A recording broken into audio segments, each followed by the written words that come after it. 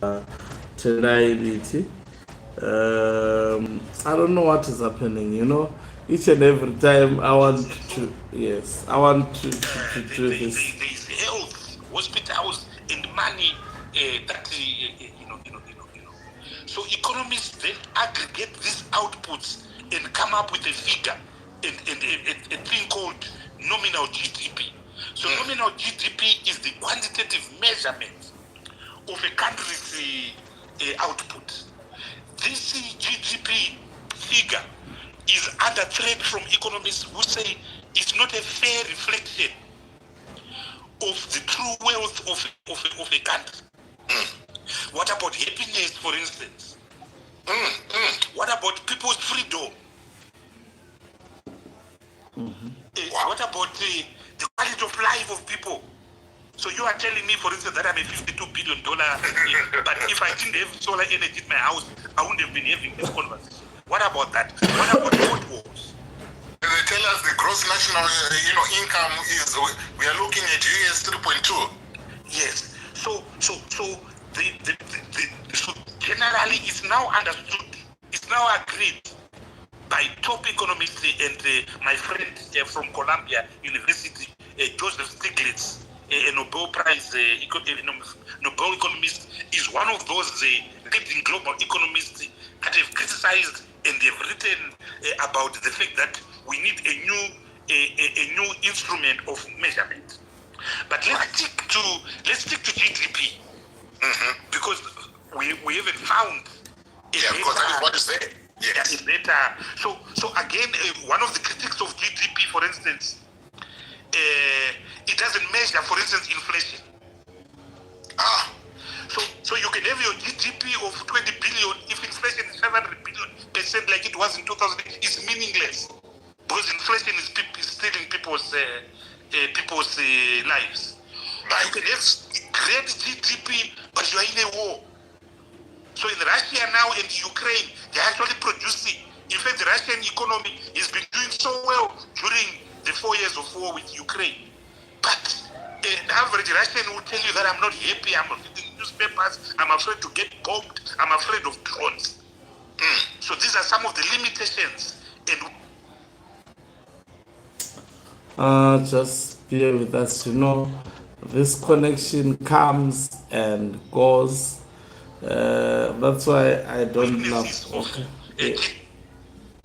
Our GDP has been very small. In 1980, it was 7 billion US dollars. It was the same size of Kenya. It was slightly above Zambia. Zambia was $4 billion. But by 2019, Kenya was a 264 billion economy. Zambia was in its 40 billion. And we were around $19 billion. Kenya right now is now the 12th largest economy in sub-Saharan Africa, with foreign currency reserves of around $12 billion. And Zimbabwe has got foreign currency reserves that are below $1 billion. Right. Yeah. So, in 2019, our GDP was around $20 billion. $20 billion, yes. $20 billion. In 2021, 2022, they are now talking of $22 billion to $25 billion. Right. In 2024, so they claim, Zimstad carried out a rebasing of the economy. Yes. So when you rebase, you are doing two things. You are quantitatively measuring output. You are also introducing a new base year. Every economy has got a base year. In other words, a year you are starting from. Right. So up until 2009, we're starting from 1980. So when we say 5% growth rate, saying 5% growth rate of the previous year, starting from 1980. Right. So in 2009, 2010, when I was in government, we couldn't use 1980, because 1980 had been vandalized by the years of hyperinflation from 2004 to 2008. Absolutely. So we then rebased the economy and started in 2009. 2009, right. Because in 2009, we began a new narrative, a narrative of dollarization. So we have been using 2009 as a base year.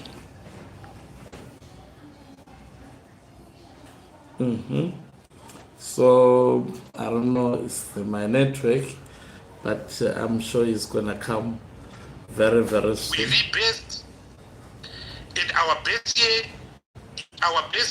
is now 2023. Right. Yeah. So for the reasons given, when you did it, we had reasons. On the hyperinflation, Hyperinflation. So economics no Yes. longer meant anything. When you have Exactly. inflation of 500 billion%, it no longer makes sense. Absolutely. So this time around, what was the reason? They don't explain, and remember, this was not a public process. They just announced. So they Because I remember, them saying that is because we haven't captured enough of the informal market. This is why we are doing this. but so what they tell us now is that the GDP in 2023, the base year, is now 44.5 billion. In 2024, it's now 45.7 billion. In 2025, because we have a growth rate of 6%, it's now 52.4 billion. Quantitatively, how are these figures? How do we arrive at these figures? So they say we examined the economy, and we found out that we've got about 229,000 enterprises in the country. But they don't tell us from what level, how much did we have in 2019. Right. They also tell us now that 71%.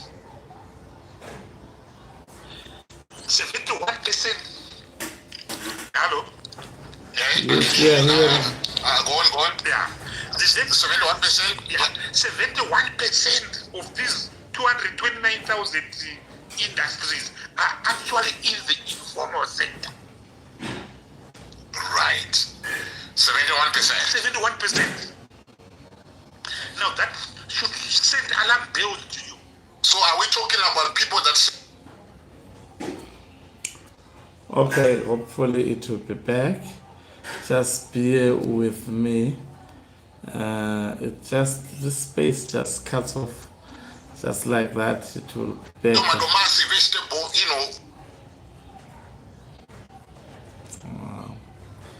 I don't know what is happening now. Check.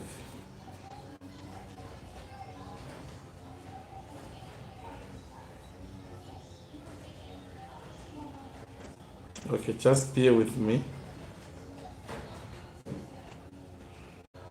For instance, our compatriots who are making furniture in Glenview.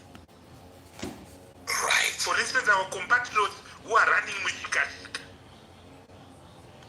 and Compis. So you then have to say, how does 71% of how does this 75% located in the informal sector then explain for 100% increase in GDP from $20 billion in 2019 to 45 In 2024. in 2023. 23 years, yes. And then they don't create a website. Zimsters doesn't create a website that says these are our findings, these are the companies. We're just throwing figures. And then uncritically, none of the bodies that have got capacity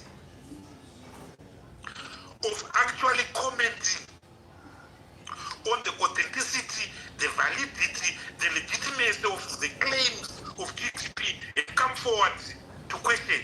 This includes the IMF, this includes the African Development Bank, this includes the World Bank.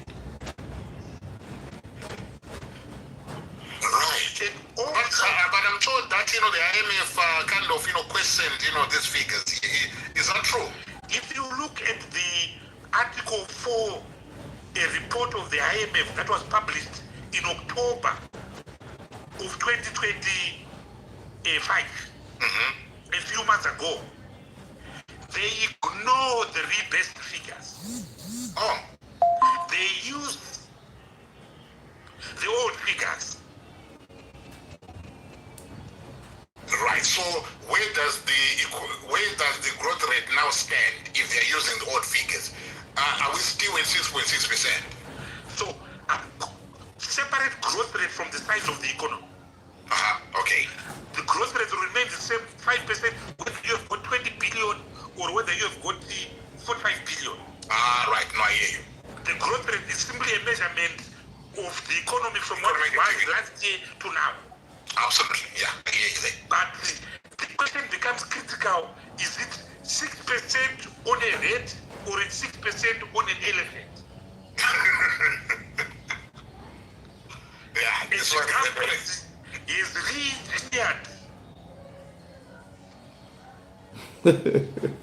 Tendai Biti is really roasting these guys. But sometimes you just get lost. Into an elephant. But you see, if the economy becomes an elephant,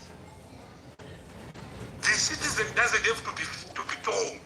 Absolutely, yes. The citizen feels it. It shows on the ground.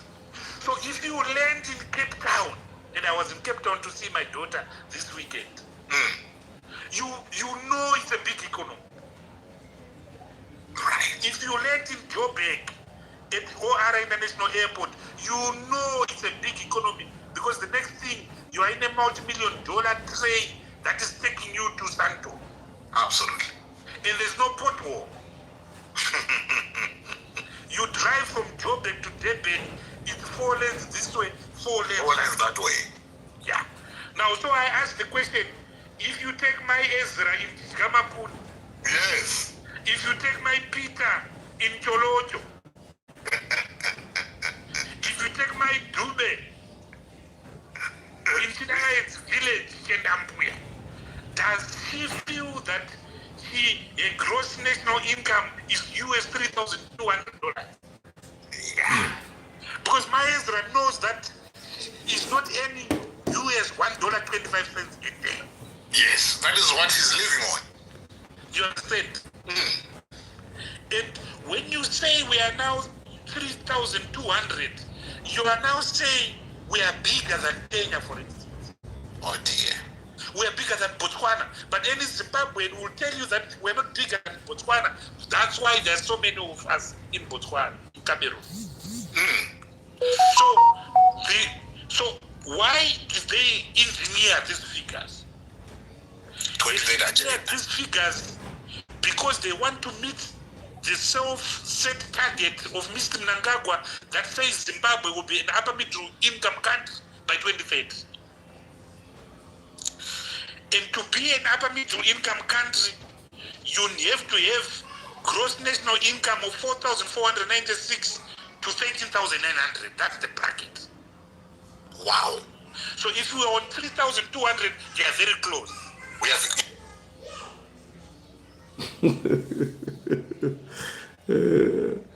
I like how Tendai Biti is actually cooking these guys. Yeah, we're almost there. Yeah. So in simple terms, these weaknesses and on that aspect. Can you talk to me about how these shortcomings that you've highlighted, how do they connect to the broader governance issues such as corruption, accountability, and the management of public funds?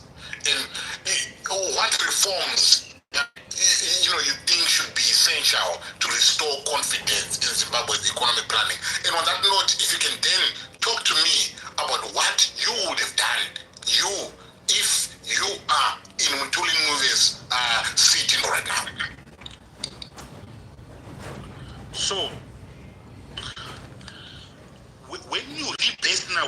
say you're an elephant.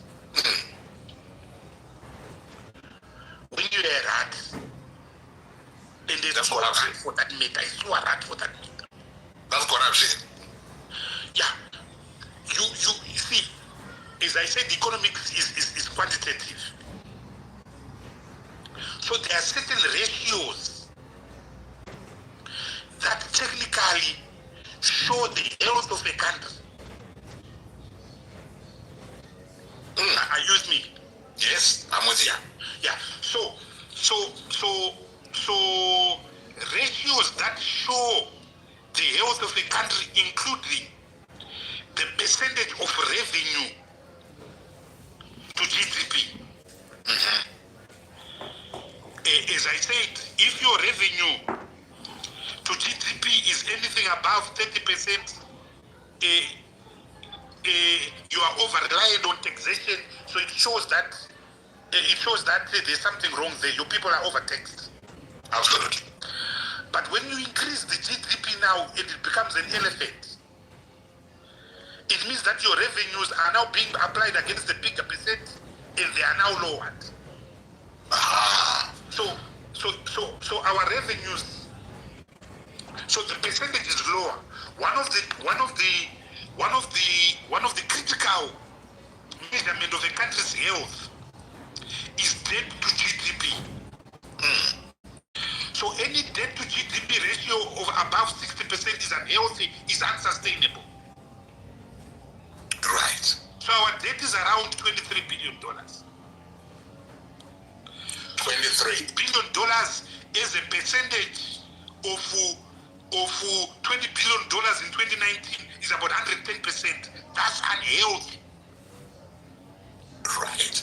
And what is this supposed to be? Hello? What is a healthy figure? What is a healthy percentage? A healthy percentage is below 50%. Right. Okay. A best one would be 30%. Right, I hear you. So when you take that $23 billion now, as a percentage of $52.4 billion, it's now below 50%. So technically we are now healthy. So they're killing so many birds with one stone. Exactly. But the lie is a lie. The lie is a lie, yes. And the lie is short legs because when you read the budget itself, they are complaining of debt unsustainability. They are saying we can't pay these debts. So in the last 2 years, they've paid almost $1 billion in debt repayment. They're saying we can't afford that. And of course, they can't afford that. Because if your revenues are $6 billion and you're paying $1 billion, then you've got a problem. Absolutely. So they are now caught out now on the demand side. Because when they make these payments, they are not consistent with the elephant, they are consistent with the rat economy. So they are then caught in flagranto, as we say in Latin. They are caught with their pens down, exposed. They're all over. So that's the challenge that they have now, is that there's a credibility gap in their documents. And one of the things that is very disturbing, if you read this budget, it's expressed in Zig. So you have to take a calculator and say, how much is this in US dollars? And when you put it in US dollars, the inclusiveness then is exposed. But you ask me, what are those things that needs to be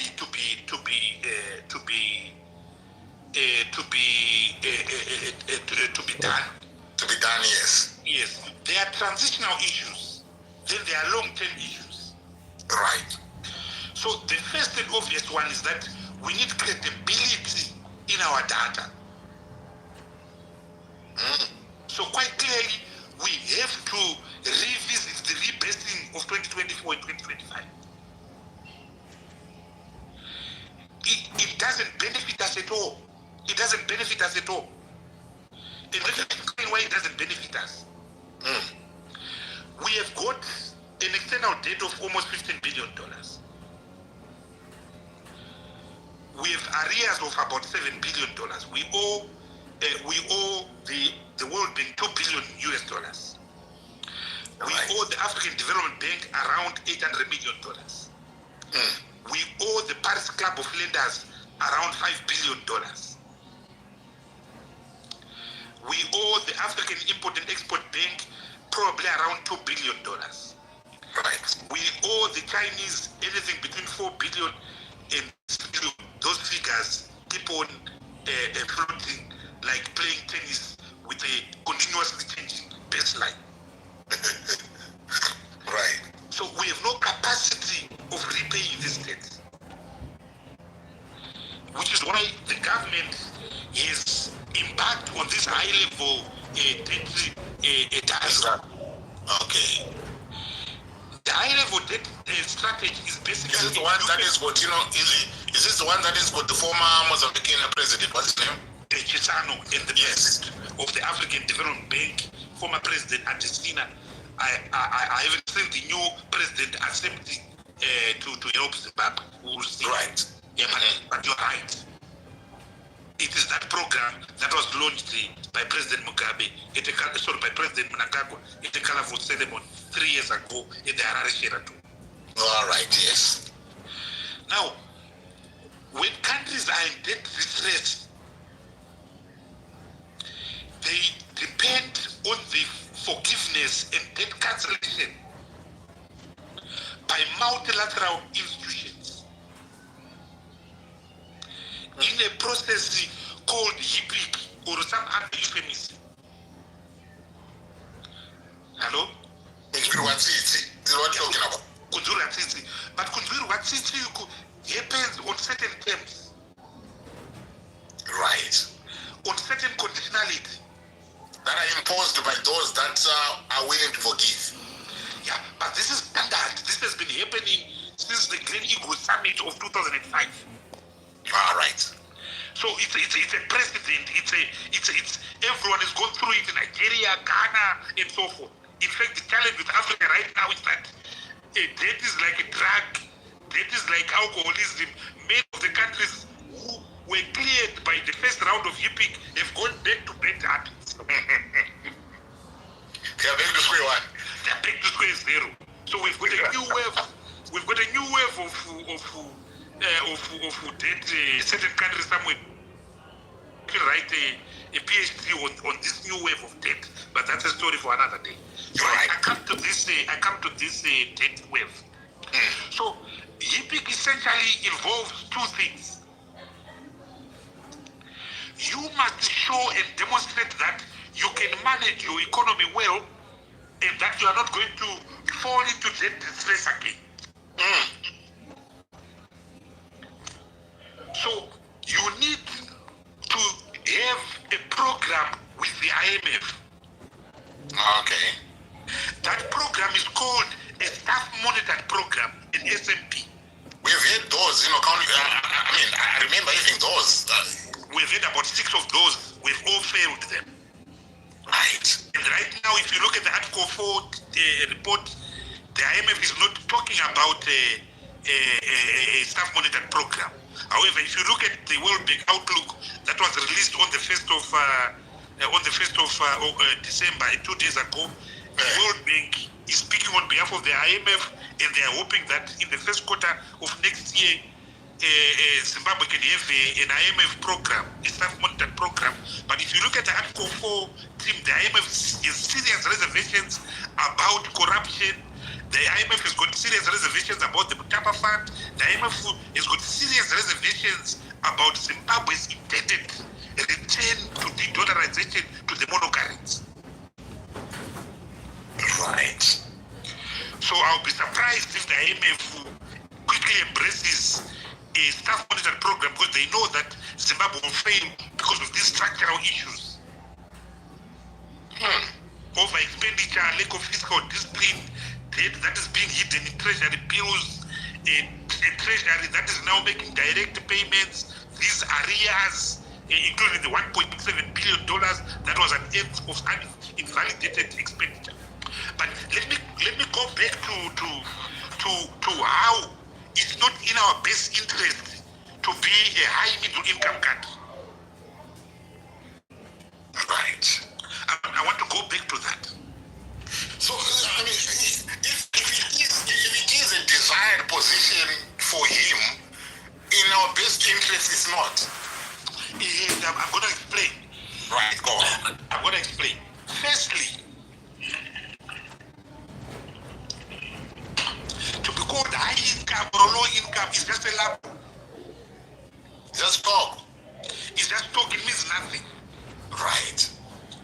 We have to earn the right to be called a middle income or upper income. We have to develop our economy. We have to grow our economy. It has to be inclusive. So we can't be called high income when, or upper middle income when 95% of our people are unemployed. When 4 in 5 graduates can't find jobs. When engineers are selling airtime at Runari House in Zimbabwe. We can't be called middle income when 70% of our people have no access to covered ablution facilities. They still use a hole that they share with their animals in places like Chetambuya, Cholocho, and Mrewa, and the Chikamapuni village. Right. Yeah. So now, with the debt relief now, the way debt relief works is that you get a staff monetary program. You set yourself quantitative and qualitative targets, which you agree with the IMF. Right. These are the ones that you come up with yourself. You are forced upon you. In the old days, they used to set them up. So if we are failing this out, are we over-promising them to say, okay, this we can do, and yet, we've got no capacity of doing that? No, look, the Minister of Finance will be genuine, but he's not the boss. All right. You understand? So he can say, yes, I will not spend more than, I will not have a budget deficit of more than 3% of GDP, but he's told, buy cars. Buy cars, there's that.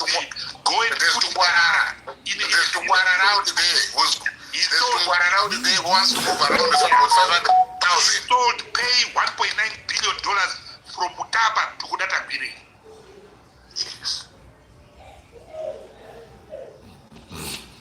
Right. So when you meet these quantitative and qualitative targets, these quantitative and qualitative targets are to create a track record.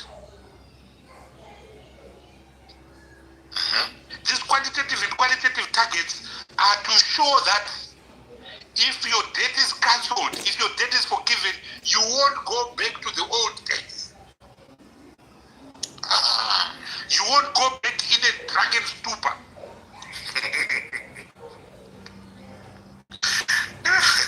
But it's like you've gone to a rehab and you say, okay, I'm coming out, I'm now clean, I'm never going to go back. yes, so you've got an addict, you've got a drug addict, so they are testing you. Right. Some have got sex addicts, they are testing you.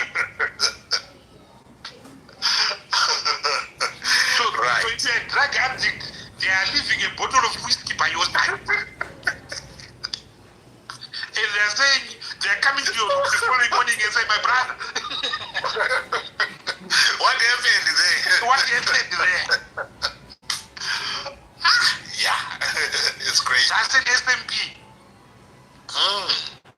So, but the critical thing about debt forgiveness is that you must be poor. Right. Because if you are rich, you must pay your debt using your own resources. Exactly. You understand? So, debt relief is only available to low-income countries. To those who are poor. So, in other words, those whose gross national income is below 1,200. Ah. So, if you cook took your figures and pushed your gross national income to 3,200, you are basically saying we are not poor. And the World Bank, the Americans, the British, the Paris Club of London will say, but pay your debt. So we are basically shooting ourselves in the boot. We are on our way to shooting ourselves in the boot. We are shooting ourselves in the foot. Wow. So the World Bank is basically saying debt relief is available to those that are poor and ugly. I'm an ugly black man. What Zimbabwe is trying to do is to put lipstick and mascara on the ugly man called Tendai Biti and say, yes, a slay queen, he qualifies to be woman. Yes, Instagram account.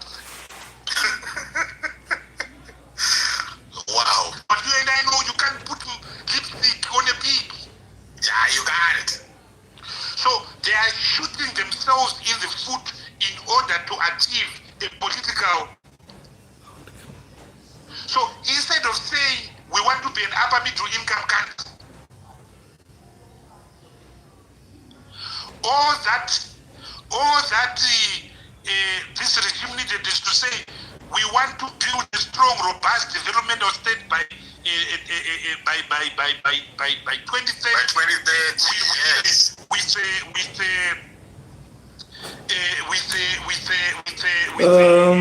Thank you very much. I think I have to cut this live broadcast, as interesting as it is. It's quite interesting, but I have to cut it. But I'm sure we have heard a lot from Honorable Tendai Biti. Is actually ripping them apart, but because of time,